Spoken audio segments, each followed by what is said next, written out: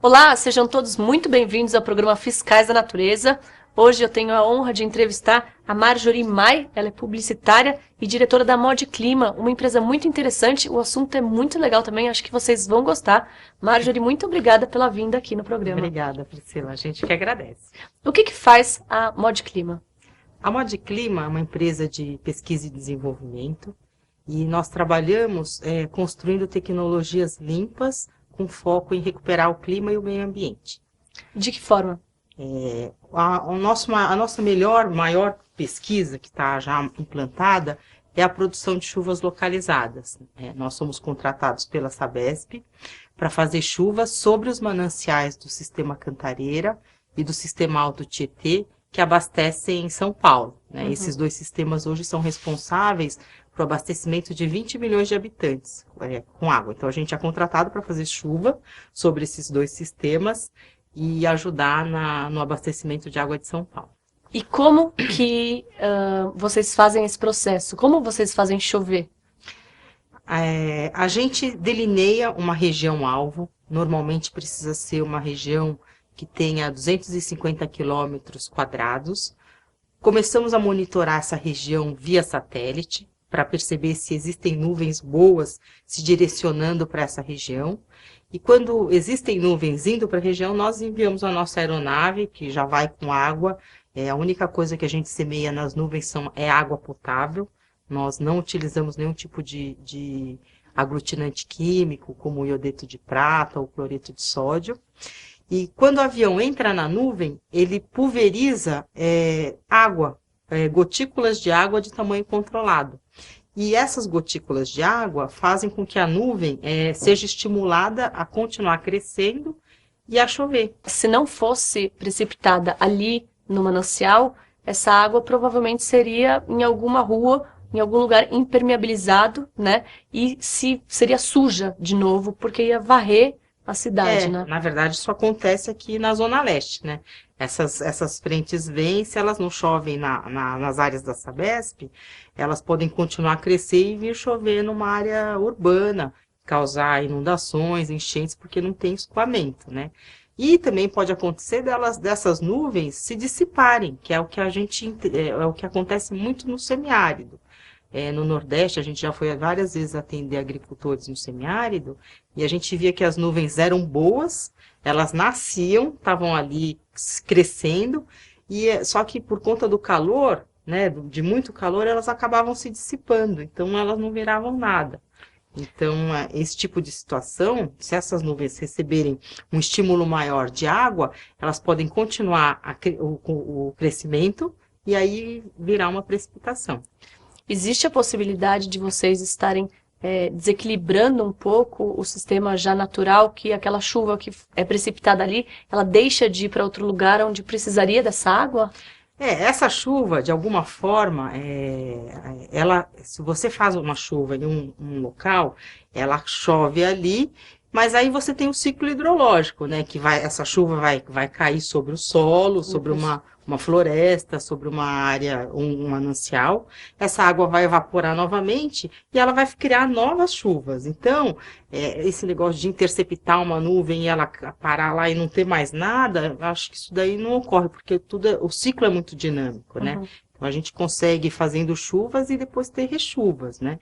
Por isso que, por exemplo, a Amazônia, né, que tem muita umidade, muita chuva durante uma boa parte do ano, chove todo dia, né? Uhum. E um deserto que não tem umidade também fica muito tempo sem chover.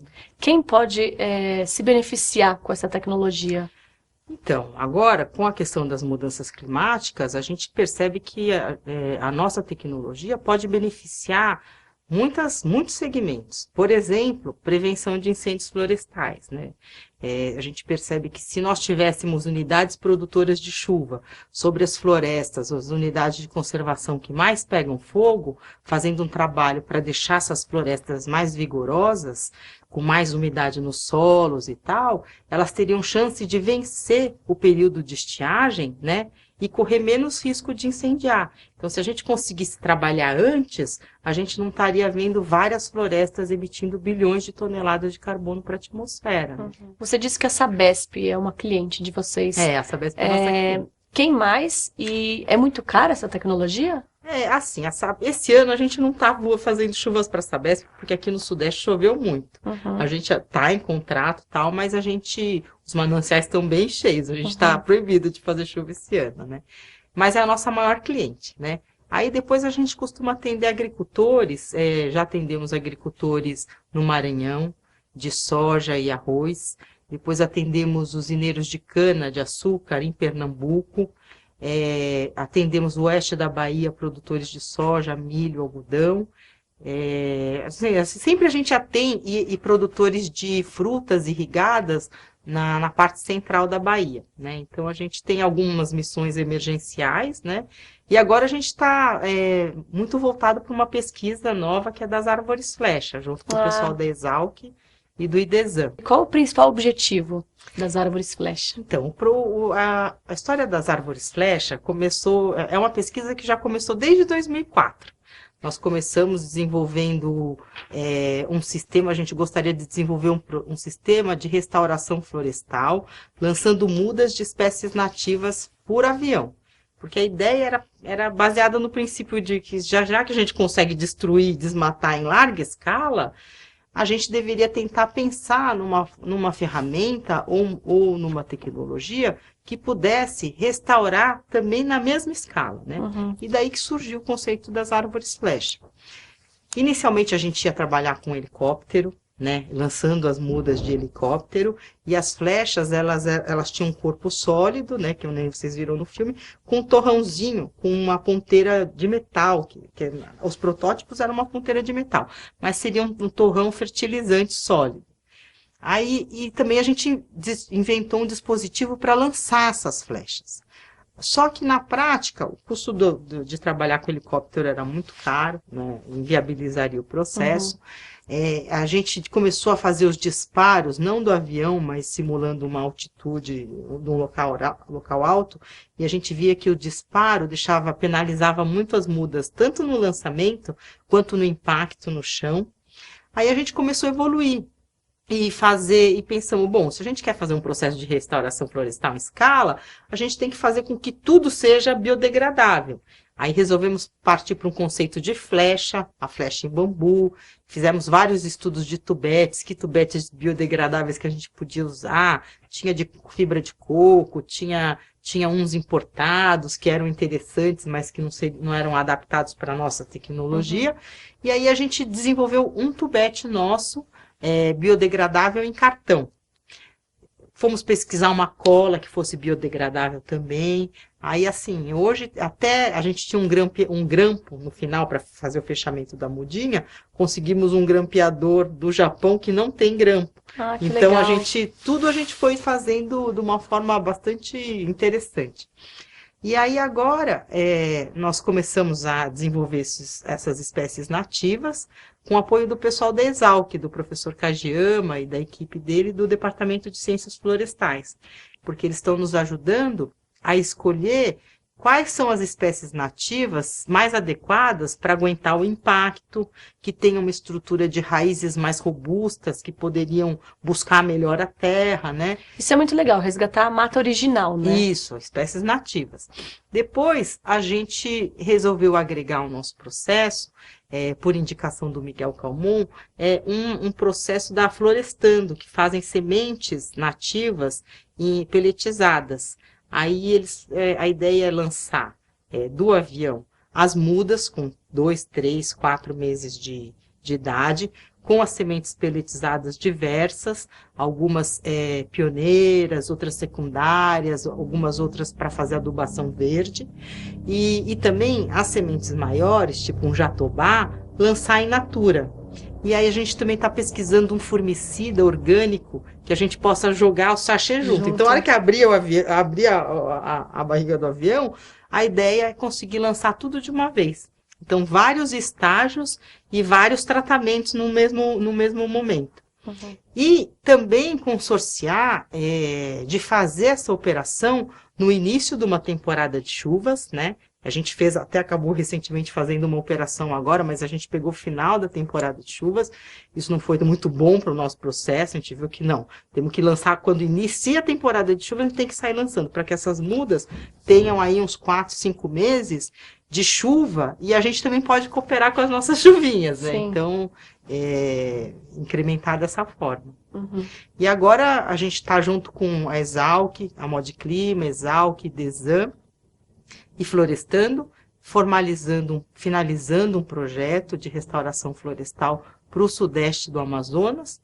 E aí a gente também quer buscar empresas que queiram nos ajudar a viabilizar essa tecnologia, que pode se tornar uma ferramenta de restauração florestal em larga escala. E eu queria saber se essa tecnologia ela é mundial, existe em outros países, ou ela é só brasileira? A produção de chuvas localizadas utilizando só água potável é brasileira. É uma patente da Modclima, é um trabalho que a gente desenvolveu aqui. Agora, desde acho que 1970, existem processos de produção de chuva artificial que utilizam produtos químicos, né? Já foi muito usado na China, nos Estados Unidos e tal, é outra metodologia, né? Uhum. Como está sendo a repercussão desse processo de fazer chover? Então, em fevereiro agora, a gente foi convidado para apresentar a tecnologia na ONU, na UNCCD. Olha que legal, que bacana. Da desertificação. Parabéns. Foi bacana. A gente conheceu o secretário executivo da ONU, Dr. Luke Kinakadia, o ano passado numa conferência de clima e sustentabilidade em Fortaleza. E ele estava lançando a década de enfrentamento da desertificação, né? E a gente conversou com ele e falou assim, olha, doutor Luque, aqui no Brasil a gente já faz chuva para abastecimento humano, né? E a gente já começou a fazer umas pequenas missões, sempre emergenciais, atendendo agricultores que moram no semiárido. Ele falou, nossa, que legal, então eu vou chamar vocês para virem nessa reunião. Aí fomos, apresentamos, tinha o pessoal do Ministério do Meio Ambiente também lá, foi bacana. E aí a gente voltou, a lição de casa que a gente voltou de lá, era de tentar voltar uma nova vez para lá, mas com a tecnologia inserida num projeto governamental, porque a ONU ela não pode apoiar uma empresa privada, ela apoia um programa de governo, né? Então a gente está tentando, né? Mas como a gente não tem muito acesso político, às vezes não conseguimos. Empresa de pesquisa é muito voltada para si mesma, né? A gente é muito voltado para as nossas pesquisas. Mas a ideia é que a gente consiga inserir ou apresentar isso para o governo e ajudar, né? Ajudar o nosso país. Tem vários locais que são penalizados por falta de chuvas. Acho que a gente tem uma solução bacana. Inclusive, nesse período de mudanças climáticas que corre o risco da desertificação da Amazônia, né? Então, todo mundo está falando em savanização. Savanização, né? Exatamente. É complicado, porque o desmatamento... É desertificação do norte, né? E savanização da Amazônia. O desmatamento, ele mexe muito com o ciclo, né? De chuvas. Então, se você vai retirando as florestas, o ciclo hidrológico fica comprometido.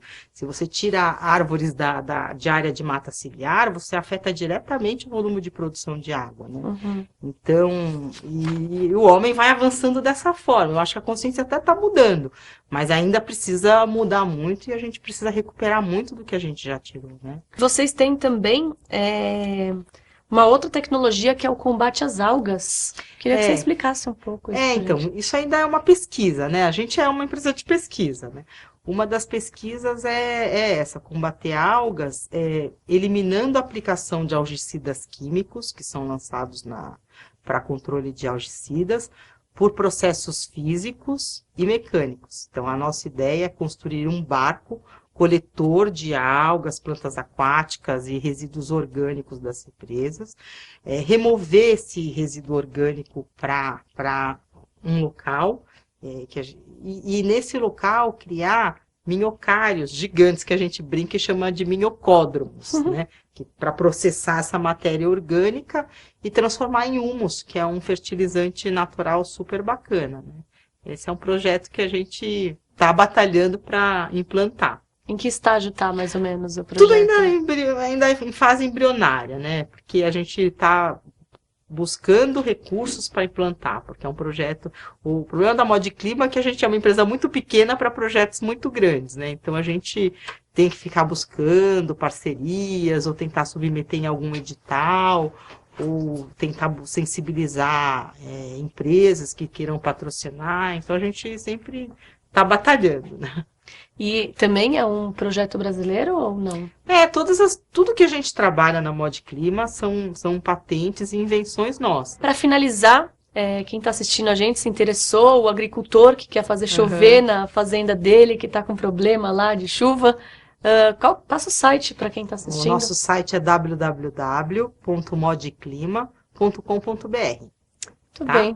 A gente que agradece. Muito obrigada, Marjorie. Parabéns pelos seus projetos. Obrigada. Parabéns para o seu pai pela cabeça dele. E o programa está aberto aqui para as suas novas novidades. Obrigada. Tá bom? Obrigada, gente. Obrigada a vocês que assistiram aí com a gente o programa. Entrem no site fiscaisdanatureza.com.br. Assistam essa e muitas outras entrevistas também, tá bom? Beijo, fiquem com Deus e até a próxima.